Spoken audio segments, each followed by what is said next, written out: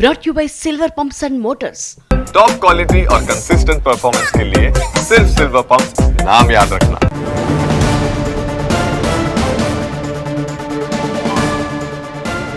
ఇటువైపు బీఆర్కే భవన్లో కేసీఆర్ విచారణకు హాజరయ్యారు. ఇక 11:30కి విచారణ స్టార్ట్ అవ్వబోతోంది. అరగంట ముందే కేసీఆర్ చేరుకున్నారు. ఇప్పటిదాకా కేటీఆర్ మాట్లాడడం మనం చూసాం.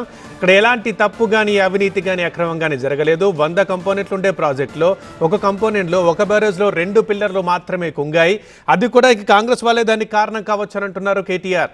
సో దీనికి సంబంధించి విచారణ పూర్తయిన తర్వాత ఆ విచారణ చేసిన వారికైనా లేకపోతే విమర్శలు చేస్తున్న వారికైనా మిగతా రాజకీయ నాయకులకైనా అనుమానం ఉన్నవారికైనా వాళ్ళందరికీ కూడా ఇవన్నీ తొలగిపోతాయి. నిజంగానే ఇందులో అవినీతి అక్రమము ఏమీ జరగలేదని విచారణ కమిషన్కి కూడా తెలుస్తుందంటూ ఒక ధీమా వ్యక్తం చేస్తున్నారు కేటీఆర్. అదేవిధంగా ఇటు కాంగ్రెస్ పార్టీని అటు బీజేపీని కూడా విమర్శించారు. ఇవి రెండు కలిసి చేస్తున్న కుట్ర ఇది.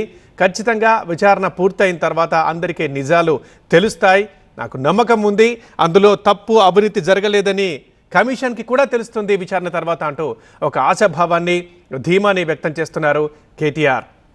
ఇక ఫస్ట్ బాక్స్లో చూస్తున్నాం. కొద్దిసేపు క్రితం కొన్ని నిమిషాల క్రితం కేసీఆర్ కమిషన్ ముందు విచారణకు హాజరవుతున్నారు. మాజీ మంత్రి హరీష్ రావు ఉన్నారు, అదేవిధంగా జోగినపల్లి సంతోష్ ఉన్నారు. కేసీఆర్తో పాటు 9 మందికి అనుమతిని ఇచ్చింది కమిషన్. ఆ 9 మంది ఉంటారు, కేసీఆర్ ఉంటారు. అదేవిధంగా ఈసారి విచారణకు కొన్ని ప్రత్యేకతలు మనకు కనిపిస్తున్నాయి. అక్కడ మీడియా హౌస్ పైన కూడా ఆంక్షలు పెట్టారు. ఒక్కో మీడియా హౌస్ నుంచి ఒక్కో ప్రతినిధి మాత్రమే లోపలికి రావాలని చెప్పేసి, అదేవిధంగా కేసీఆర్తో పాటు 9 మంది మాత్రమే ఉండాలని చెప్పించేసి పూర్తిగా ఒక 40 మంది మాత్రమే ఉండేలా విచారణలో మనకు కనిపిస్తోంది. ఇక మిగతా వారందరినీ ఇక బీఆర్కే భవన్ ముందు లేదా వెనక భాగంలోనే ఉండమన్నారు. ఒక్కొక్కరికి ఒక్కో ఇన్స్ట్రక్షన్ చేశారు. ఇక రైట్ సైడ్ బాక్స్లో చూస్తున్నాం. బీఆర్కే భవన్ దగ్గర నేతలు నినాదాలు చేస్తుండడం కేసీఆర్కి మద్దతుగా. విచారణ జరుగుతోంది ఇవాళ అనుకుంటే కొద్ది రోజుల ముందు నుంచి కేసీఆర్ని కలుస్తున్నారు. ఇక నిన్న సాయంత్రం నుంచి కలవడం ఎక్కువైంది. ఇక ఇవాళ ఉదయం చాలామంది నేతలు ఎర్రవల్లిలోని కేసీఆర్ ఫామ్ హౌస్కి వెళ్ళారు. కేసీఆర్ని కలిశారు, మద్దతు తెలుపుతున్నారు. ఇక అక్కడి నుంచి ఆయనతో పాటు వచ్చిన నేతలు ఉన్నారు.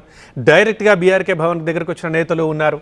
అదేవిధంగా కేసీఆర్తో పాటు రావాల్సిన 9 మందిలో పల్లా రాజేశ్వరరెడ్డి కూడా ఇవాళ ఉండాలి. కానీ ఇవాళ ఉదయమే కేసీఆర్ ఫామ్ హౌస్లో ఉన్నప్పుడే ఆయన కాలు జారి చిన్న ప్రమాదానికి గురయ్యారు.